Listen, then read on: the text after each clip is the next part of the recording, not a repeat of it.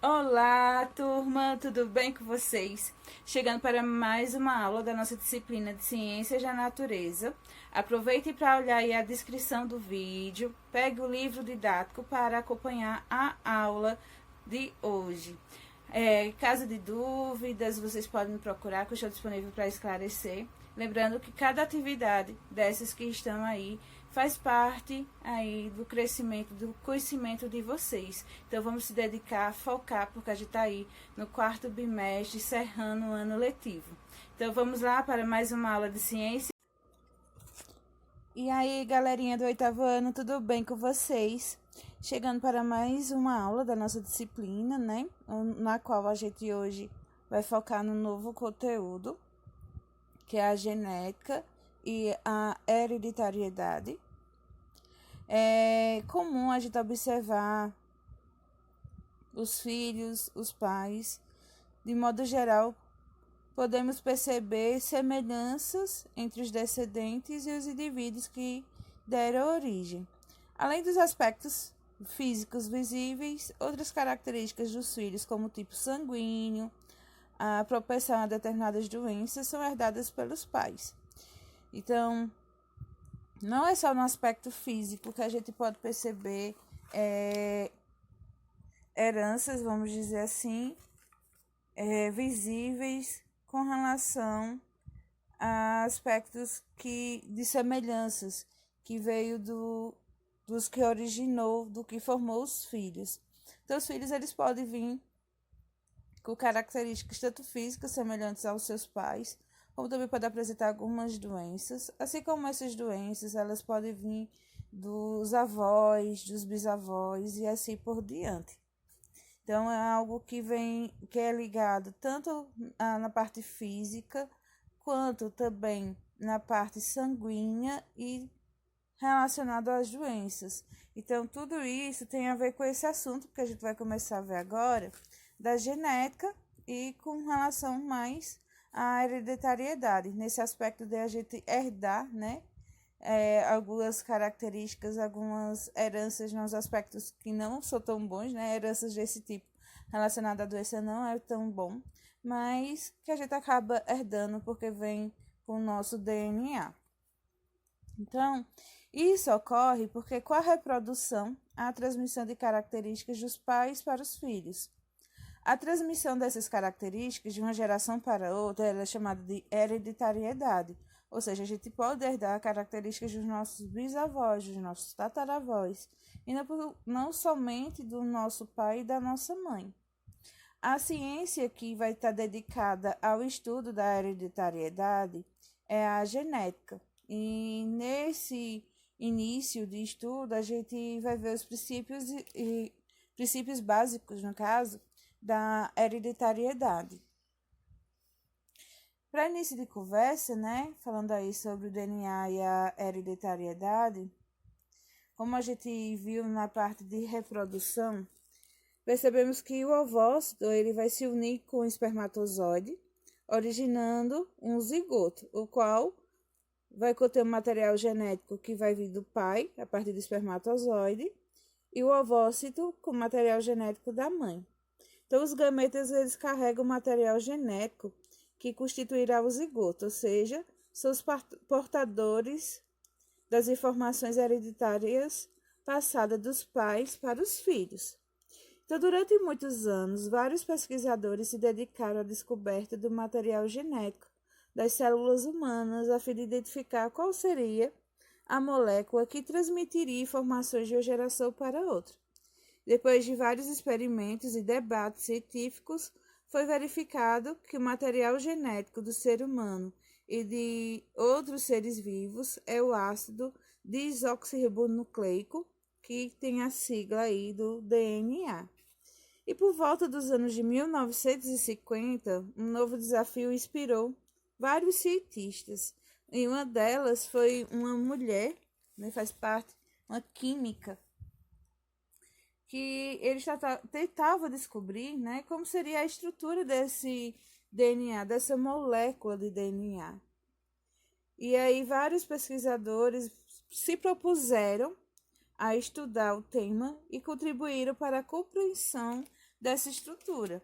Então, a primeira cientista que buscou fazer isso foi a química inglesa Rosalind Elsie Franklin, que por meio de técnicas de raio-x ela propôs produção de imagens relacionadas ao DNA.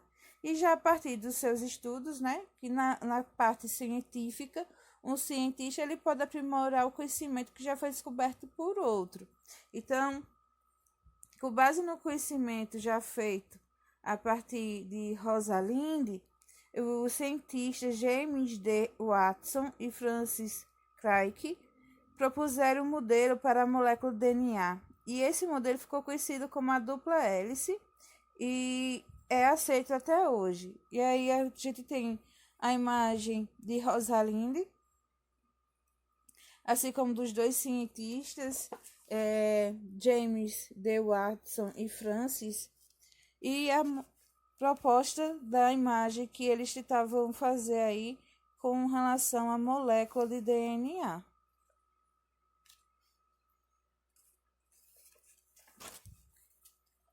Conhecer o modelo da estrutura do DNA foi muito importante para a compreensão de mecanismos envolvidos à hereditariedade.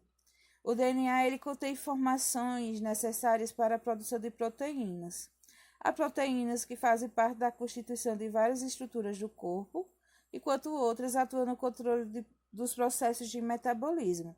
Assim, o DNA contém informações relacionadas a muitas de nossas características.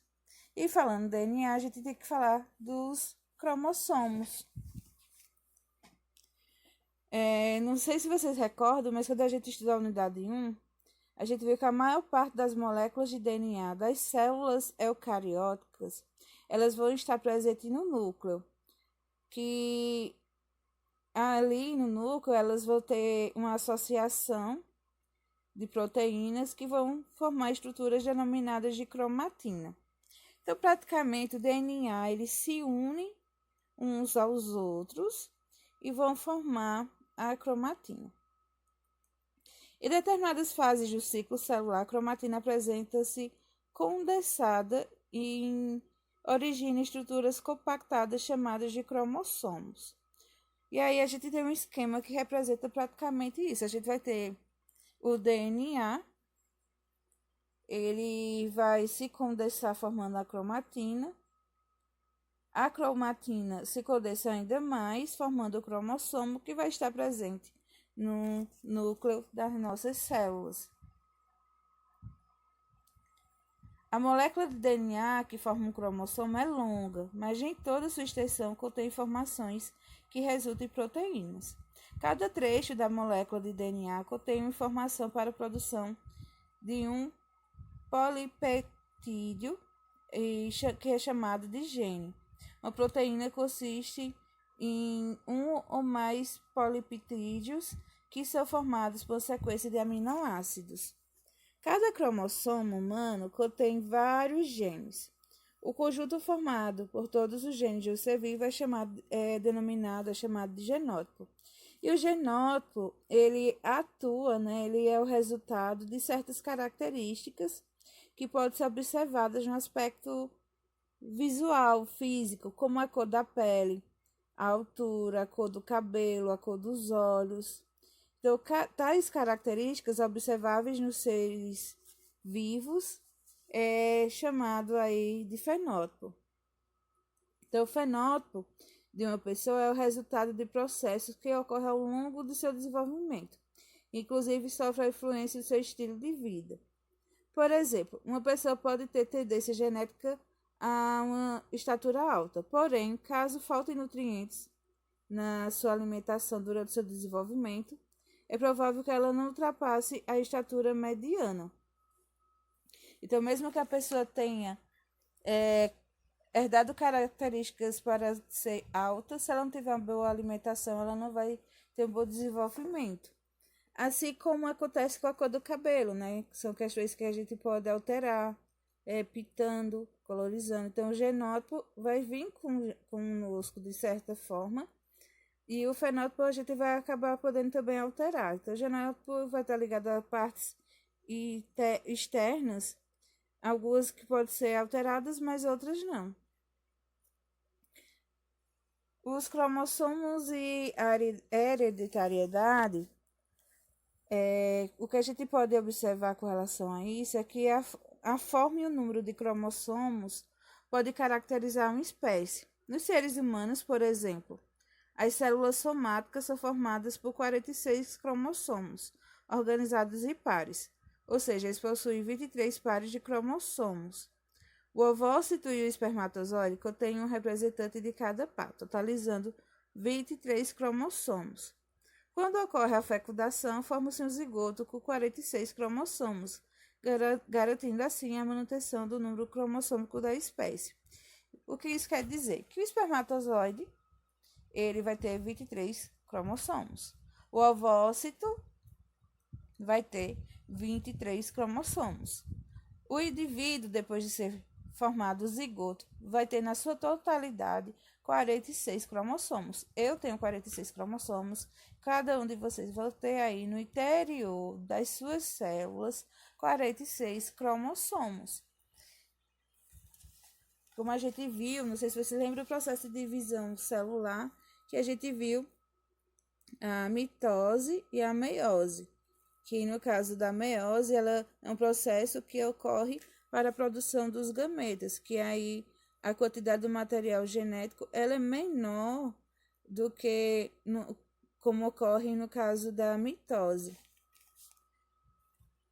E assim, pessoal, cada par de cromossomos é formado por um cromossomo herdado do pai e outro herdado da mãe. E os dois cromossomos que formam o par são chamados de cromossomos homólogos. E o conjunto de cromossomos de um indivíduo forma o que a gente chama de cariótipo, tá? Então, o cariótipo é formado por um conjunto de cromossomos de um indivíduo.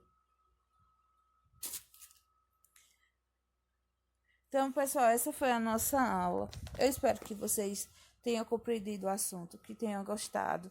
Anotem as dúvidas, me procure que eu estou disponível para esclarecer. Então, um forte abraço, muito obrigada e saudades de vocês.